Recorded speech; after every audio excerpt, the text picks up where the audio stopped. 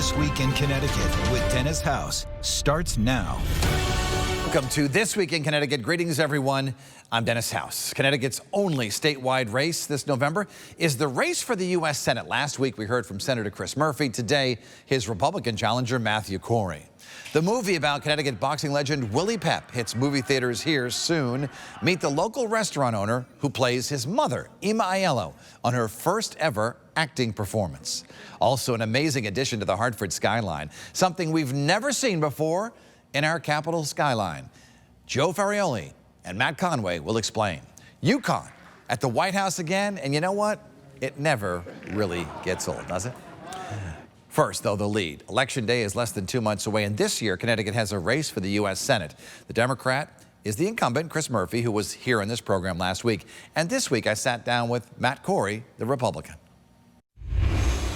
And joining us now is Matt Corey, Republican candidate for the U.S. Senate. First of all, congratulations on winning the primary. Thank you, Dennis. How do you feel about now being the candidate to go against Senator Murphy? Look, it's a lot of hard work. It's always been hard work. So we travel the whole state. It's a huge uphill battle, but I think the voters are seeing what's happening with their pocketbooks, and I think they want to change. I believe they want to change. What did you learn from people across Connecticut as you campaigned? The economy. We were just down in Bridgeport yesterday talking to inner city voters, and it's all about the economy and affordability. We're in front of a grocery store, and it's just, they just can't afford to keep going the way we're going. And with no tax relief in sight, with another 4 to 6 years of Senator Murphy, it's just going to be nothing but tax increases. So that's what they're talking about. A baby born on the year of the last time a Republican was elected to the U.S. Senate is now 42 years old, back in 1982. That's a long drought for the Republican Party in the U.S. Senate. What makes you think that you could win this year? The year I graduated high school. Listen, the Connecticut needs somebody that actually represents Connecticut. Let's just take that natural disaster that happened in Seymour and in Oxford and all through the Naugatuck Valley. Senator Murphy usually does his walk across Connecticut. The day that people needed him to really walk was through that valley. He took 4 days to get there, and he was out, and he'd rather watch the balloons fall at the DNC.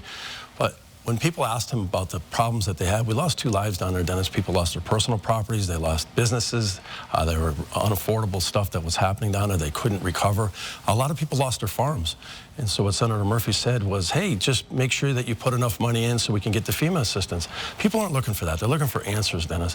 They're looking for, how can I help the insurance that I had on my properties? How can the federal government subsidize that, help them out and recover from their losses? They're not just looking for government handouts, they're looking to rebuild their lives. And we need a senator that can actually understand all that stuff. When you knock on a door in New Britain, let's say, and ask them for their vote, and they say, we've voted for Senator Murphy twice, we're going to do it again, what's your argument to them that they should change? Look, all you have to do is, and I'm not getting that response, we're getting a response that they want change. They said the country is unaffordable. We're in the wrong direction. Gas, food prices, housing prices, insurance, rental insurance is just out of reach for a lot of people, and they just can't afford to stay in their homes. And if you look at the tax policies that this administration is putting forward, and the tax policies that Senator Murphy embraces, is going to make it even worse. What's the biggest change people would notice if you were elected to the Senate in their lives here? Pro-growth. Pro-growth for small businesses, pro-growth for large corporations to hire, to put more money in people's pockets. If you look at the top 3 candidates on the ticket today, Dennis, not one of them has ever worked in the private sector. You're sending somebody that's vested in Connecticut, that actually hires people in Connecticut, that's actually worked in Connecticut. That's what they need to send down there. Somebody that knows when they pass policies in Washington, how it's going to affect them here at home. If you've never lived in the private sector or worked in the private sector, you don't understand the policies that you pass and how it affects each and every one of us. You know, there are some people out there who will say, I just cannot support someone who's going to go to Washington and support President Trump if he is returned to office. This is all noise. What do you tell them? This is all noise, Dennis. But is it, though? A lot of people are very concerned about him getting back in office. Look what's happening around the world, Dennis. Now you have a guy that's vying for the Secretary of State's office. Let's just look what's happening for what is happening in Israel, what's happening in Ukraine. Where was the pushback when Senator Murphy was pushing back against the previous administration? Where's his pushback at this administration, Dennis? You know, the China initiative, he should be arguing about that, where the Chinese are stealing intellectual properties, and they have spies over here doing that. What happened in Israel? When he relieved the sanctions on the Middle East, on Iran, the Houthi rebels, he took off the terrorist organization watch list. We have some of the biggest natural disasters over there. The Houthi rebels just took out an oil tanker. That spill is bigger than the Exxon Valdez spill. So if you look at Senator Murphy's failed policies in Iran, where the Houthi rebels, the Hamas, Hezbollah, is attacking Israel, and he's using it politically to remove a prime minister with his rhetoric, this is a very dangerous man that could be your next Secretary of State. You have to look at his policies that have been failing around the world. When President Trump was president, there was peace around the world, and that's peace through strength. Look at his policies on the border. That bipartisan bill was far from bipartisan, Dennis. You are allowing fentanyl to pour across the border. There's thousands of unaccompanied minors that are either dead or sold into the sex trades.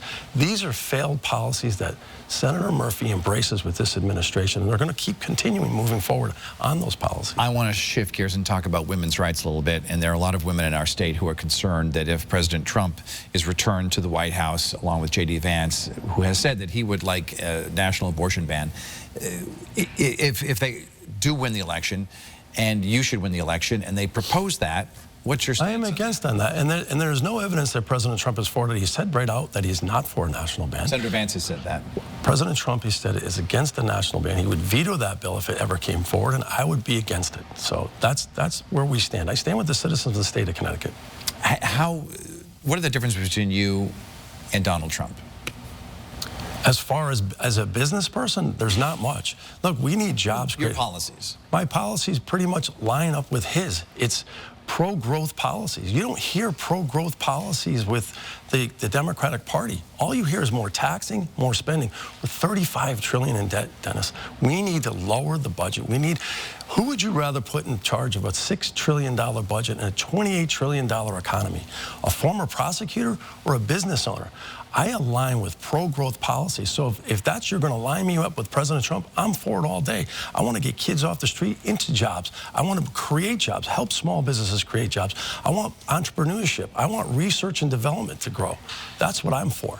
If Senator Vance or former President Trump said to you, we'll come to Connecticut to campaign for you, would you want them here? I would love to have J.D. Vance come in here and campaign. Here is a guy who's a blue-collar guy, former United States Marine, self-made man, worked his way through college, worked his way through Yale, served his country.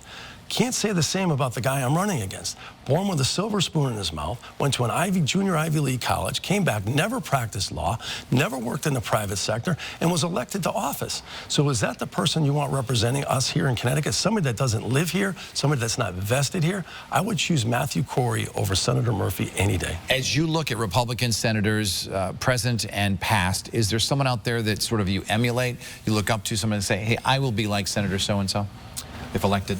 A senator, all across the country. It can be anybody. Look, Tom Cotton's a great senator to look up to. Tommy Tuberville's a great senator to look up to. Marsha Blackburn's a great senator to look up to. There's a lot of great patriots down in Washington that want to do good for the country, Dennis, that aren't divisive. You know, we need to send people to Washington that aren't divisive. You can come home and say something and say you're bipartisan, but you're not. And a prerequisite for the job to go to Washington isn't saying how much I enjoy being a United States Senator. It's saying how much I enjoy doing the work for the citizens of the state of Connecticut and this country. Mr. Corey, Matt Corey, Republican candidate for the U.S. Senate. We'll see you again. Thanks for coming on the program today. Thank you, Dennis. Next, the remarkable story of a Wethersfield mother and grandmother who was tapped to star in a movie. We'll be right back.